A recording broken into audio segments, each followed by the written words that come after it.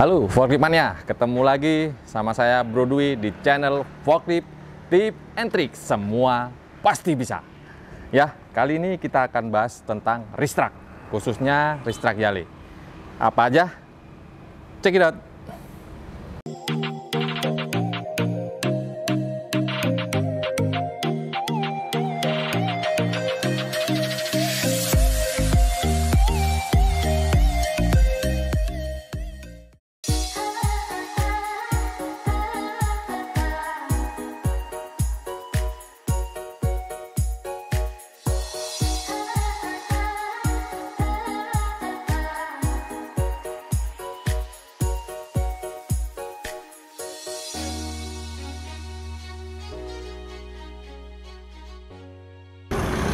Forklift Mania, ini forklift reach truck merupakan salah satu tipe forklift baterai ya.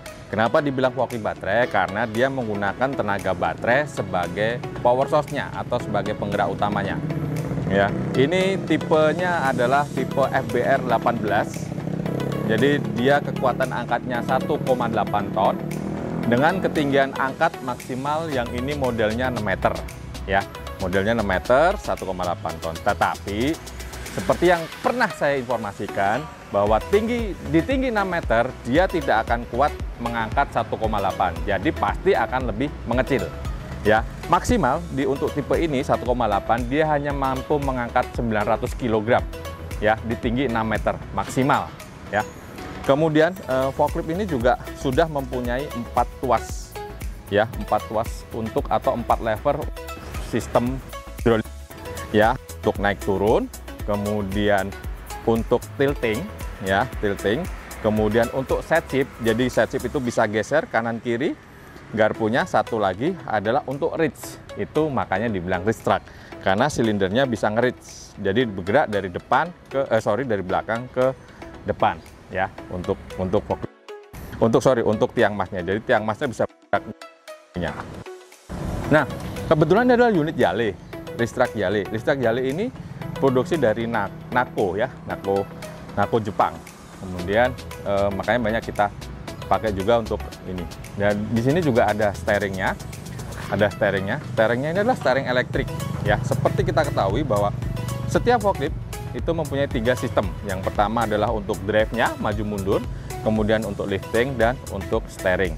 Ya, ini berbeda dengan forklift yang lain. Ini untuk maju mundur menggunakan tuas maju mundur ya. Maju mundurnya pakai tuas seperti ini. Nah, bisa bergerak maju, bisa bergerak mundur seperti yang kita lihat. Kemudian di sini juga ada nameplate-nya untuk forkliftnya 1,8. Di sini ada keterangannya, mereknya, kemudian tahun pembuatannya dan sebagainya. Bisa dicek. Ya. Kemudian juga di sini untuk forklift forklift Yale ini, forklift reach truck ini. Oh ya, kita lihat dulu baterainya. Baterai itu sebenarnya ada, kita buka dulu di sebelah. Jadi memang ada 2 tipe untuk forklift Yale, untuk forklift reach truck itu. Ada yang bisa baterainya ikut maju, ada yang baterainya lewat samping. Nah, untuk yang lewat samping ini akan memudahkan kita kalau kita menggunakan baterai spare. Ya, menggunakan baterai spare. Itu akan mudah untuk menggantinya. Ini seharusnya ada tangganya, ini ada locknya dibuka, kemudian bisa ditarik baterainya keluar karena di bawahnya ada rollernya. Tuh, itu untuk baterainya ya. Baterainya kita pakai lead acid kebetulan yang ini. Dan hampir semua forklift Jepang saat ini masih menggunakan lead acid untuk baterainya. Tipenya 48 volt dengan ampere ini 340. Ya, ini ada locknya. Harus di lock untuk mengoperasikan atau menutupnya. Nah, untuk operasional forklift atau reach truck kita harus posisi berdiri ya. Kita masuk, kemudian kita senderan ya. Coba kita senderan karena ini lebih itu. Saya putar dulu. Ini kunci udah on, dinaikin dulu. Ini posisi naik, kemudian kita putar. Ya. Ini posisinya berbeda dengan forklift ya, seperti dahulu udah pernah diinformasikan di video sebelumnya. Untuk forklift reach truck ini diinjek remnya, dia akan rilis atau dia tidak mengerem. Nah, kalau dibuka atau dilepas, dia akan ngerem, nggak bisa maju maupun mundur. Ya, diinjak baru dia bisa untuk bergerak. Ya, steeringnya kita pakai tangan kiri, untuk tuas maju mundurnya pakai tangan kanan. Ya, kita putar dulu biar enak untuk. Nah, untuk rodanya sendiri ini bisa berputar sebanyak 180 derajat, jadi berputarnya penuh. Ya, putarnya penuh untuk ini. Nah, ini steeringnya, kemudian ada displaynya. Di display ini akan ada beberapa tombol, ya, tombol power untuk tenaga yang akan dia keluarkan, untuk operasionalnya ada untuk baterainya. Baterai sendiri ini ada 10 bar, artinya 100% kalau semuanya hidup. Nah, minimal itu 20% kita harus cas untuk forklift baterainya, supaya baterainya lebih akan awet, karena harga baterai sendiri cukup lumayan mahal. Ya, ini kita lihat, ini bisa geser, kemudian untuk, oh ya, kita harus posisinya berdirinya tepat, ya, supaya ini semua bisa digerakkan. Kalau kita turun, ini tidak bisa digerakkan seharusnya, ya, seharusnya tidak bisa digerakkan, karena tidak bisa maju mundur aja, tidak bisa maju mundur, tapi gerakannya masih ditunggu berapa saat dia tidak bisa digerakkan kalau operatornya tidak berdiri dengan tepat di posisinya, karena di sini ada micro switch-nya untuk kita berdiri secara tepat. Nah, setelah kita berdiri, kita bisa menggerakkan maju mundur, naik turun, kemudian ini tiltingnya. Nah, tiltingnya. Nah, ini untuk race-nya yang saya tadi bilang, ini race-nya. Jadi forklift ini bisa maju mundur. Nah, ketika di gangway yang kecil dengan standarnya minimal, dia akan bisa bergerak ketika barangnya akan dibawa ke belakang. Nah, dibawa ke belakang dulu, kemudian dia bisa bermanuver. Oleh sebab itu, kenapa dia hanya menggunakan kecil saja untuk itunya. Nah, ini untuk gesernya, ya. Gesernya namanya set shifter. Ini pergerakannya kurang lebih 20-25 cm maksimal. Ini ada tandanya juga supaya dia bergerak lurus. Kalau enggak nanti pas diturunin. Ya, mumpung lokasi begini. Ini adalah kontrolnya. Kontrolnya ada di depan, ya. Dibuka di sini.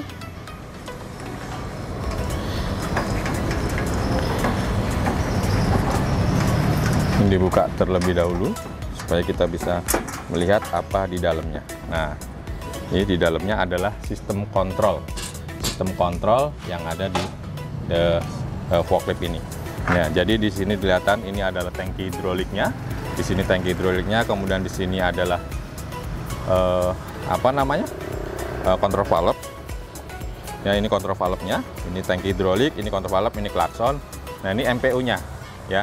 MPU-nya sebagai controllernya untuk sistemnya. Di belakangnya ini adalah fed modul. Fed modul itu salah satu tugasnya adalah merubah arus DC yang dari baterai. Ini baterai kan DC, kemudian dengan fed modul dirubah menjadi arus AC yang akan digunakan di motor di motor traction maupun motor hidrolik, ya.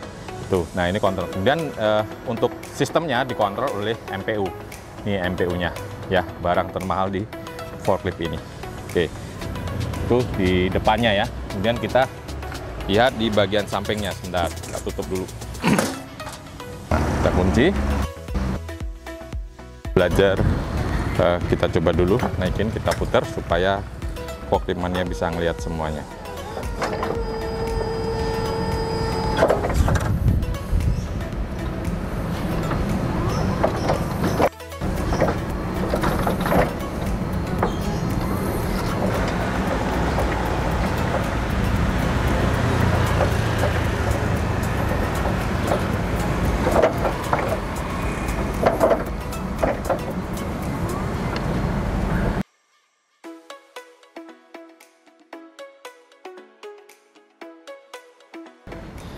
Kita belajar tentang, kita matiin dulu. Kita sekarang belajar tentang mesinnya, ya. Ini di dalamnya terdapat 3 motor, ya. Terdapat 3 motor. Ini adalah motor traction. Motor traction itu berhubungan dengan gearbox atau gardannya, kemudian langsung ke drive wheel. Drive wheel ini penggeraknya.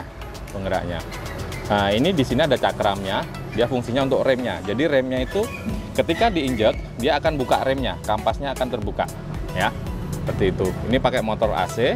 Nah, ini motor hidroliknya ada di atas ini. Motor hidrolik ini berhubungan langsung dengan pompanya ya, pompa hidrolik.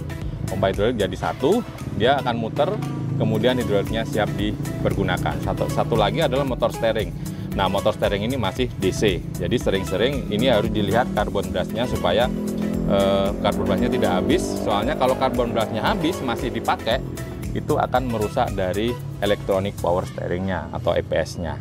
Ya, ini satu roda drive wheel di sini, kemudian di bawah sini ada dua caster wheel di depan, itu namanya load wheel. Nah, caster wheel itu penggantiannya harus bersamaan dengan drive wheel supaya dia posisinya akan tegak lurus terus. Seperti itu ya, putarannya bisa dilihat nanti ketika steering diputar, dia akan berputar karena dibantu sama gerakan motor steering. Ya, kemudian untuk mensinkronkan gerakan motor steering ini menggunakan dua potensio. Potensio bawah ada di sini, potensio atas ada di sini. Ya. Ini lumayan simple tapi agak rumit di kontrol.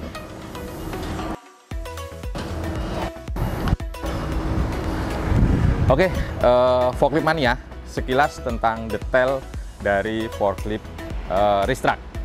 Ya, dari beberapa sistemnya semuanya terkontrol melalui display. Jadi display ini kita bisa mengetahui semuanya yang terjadi. Ketika unit error, ketika unit rusak, di display juga akan menimbulkan kode error yang bisa dibaca oleh setiap teknisi melalui panduan errornya.